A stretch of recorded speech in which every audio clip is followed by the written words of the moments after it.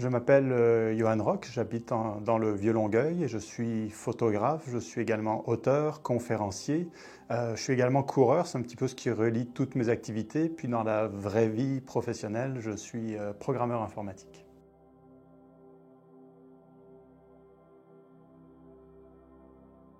En tant qu'artiste, en tant que photographe, j'ai découvert ça grâce à la course à pied. Donc c'est un petit peu un hasard parce que je cours matin et soir pour aller au travail et en revenir.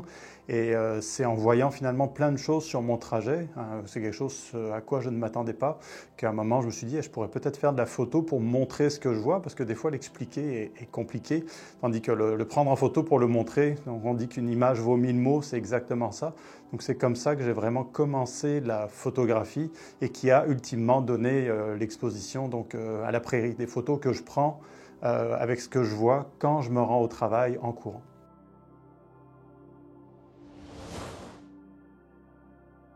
Mon exposition photo s'appelle Autoportrait de l'auteur en coureur de fond, donc autoportrait au pluriel.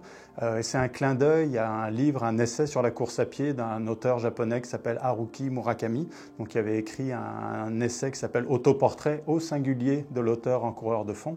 Donc moi, vu que je suis auteur d'un livre et que je prends des photos, donc que mes photos sont des autoportraits de moi en train de courir dans le paysage, je me suis dit que c'était un beau clin d'œil donc à cet auteur que je lis énormément, qui est également coureur et que donc ça faisait un lien évident entre la course à pied et mes photographies. Pour mes photographies, vu que je suis au milieu de nulle part, toujours en mouvement, je ne peux pas me balader avec un gros appareil qui serait très fragile et très lourd. Donc j'utilise une GoPro puis un drone de poche. Donc ça a l'avantage d'être extrêmement résistant, extrêmement solide. C'est bien pratique quand je me retrouve en plein milieu du fleuve gelé l'hiver par -25. Du matériel traditionnel aurait pas mal de mal à survivre, tandis qu'une GoPro qui est faite pour subir à peu près n'importe quelle condition me permet de prendre des images alors que je suis en plein milieu d'un blizzard, d'une tempête de neige, d'une tempête de verglas, peu importe. La démarche artistique pour cette exposition est assez simple, parce qu'avant je prenais des photos de ce que je voyais pendant les premières années où je faisais de la photo en courant. Je m'arrête pour prendre les photos, mais les photos de ce que je voyais pendant mes courses. Et à un moment, j'avais l'impression d'avoir fait le tour de ce que je voyais, même s'il m'a fallu 4-5 ans pour arriver à faire le tour des conditions météo qu'on voit entre le Vieux-Longueuil et Montréal. Mais à un moment, je me suis décidé pour ajouter une contrainte technique intéressante à tourner la caméra vers moi et finalement à faire des autoportraits, donc pas des selfies, mais des autoportraits où je pose l'appareil photo très loin et je me prends en mouvement dans l'environnement que je traverse. Il y a une photo dans cette exposition qui a été une sorte de déclic. On l'aperçoit derrière moi. Ça, c'est une photo qu'il a fallu que je fasse en 2 fois, c'est-à-dire sur 2 jours. Parce que la première journée, à un moment, j'avais remarqué en courant qu'il y avait une ombre projetée sur un mur qui était assez intéressante. Donc un mur plein de graffitis, plein de couleurs et tout. Donc j'avais pris une photo, mais l'image que j'avais obtenue n'était pas particulièrement intéressante. Donc là, j'ai continué mon chemin vers le travail.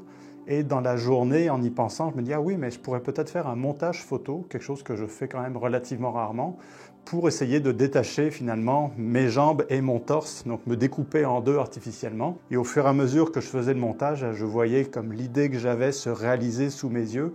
Et là, ça m'a ouvert après les portes à plein d'autres photos, plein d'autres montages, vraiment pour laisser libre cours à mon imagination en fonction de ce que je voyais et ne pas juste me contenter de la prise de vue que je pouvais obtenir sur place, je pouvais aller beaucoup plus loin.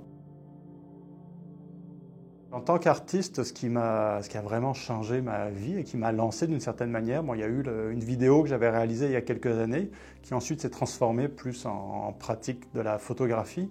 Et ultimement, à ma grande surprise, c'est que toutes ces photos et toute cette démarche de documenter ce que je voyais et ce que je vivais pendant mes courses quotidiennes, ça a donné un livre, puis très récemment un deuxième livre, donc qui est abondamment illustré par mes propres photos principalement, et qui détaille aussi donc, les très longues courses que je fais.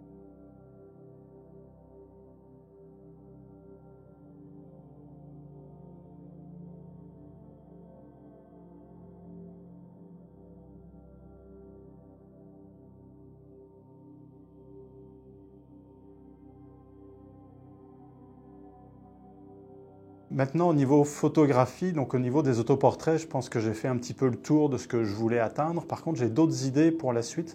Puis un autre projet photo que j'ai qui va être beaucoup plus compliqué pour moi à mettre en œuvre parce que ça va demander un peu plus d'interaction avec les gens que je croise. C'est toujours me prendre en photo en train de courir, mais voir ça représenté donc du point de vue de ceux qui me voient courir. Donc j'avais pensé par exemple à l'intérieur d'une voiture de police quand les policiers me voient passer, ou depuis une terrasse de café, ou depuis l'intérieur d'un restaurant, ou l'intérieur d'un autobus, peu importe. Donc on me verrait toujours, mais pas forcément, donc je ne serais pas le sujet, je serais quelque part dans le décor, mais ça va demander beaucoup plus de préparation, d'interaction, aller demander à droite et à gauche si je peux poser l'appareil photo et ensuite aller courir. Je pense que ça pourrait être une bonne progression dans ma démarche de photographe.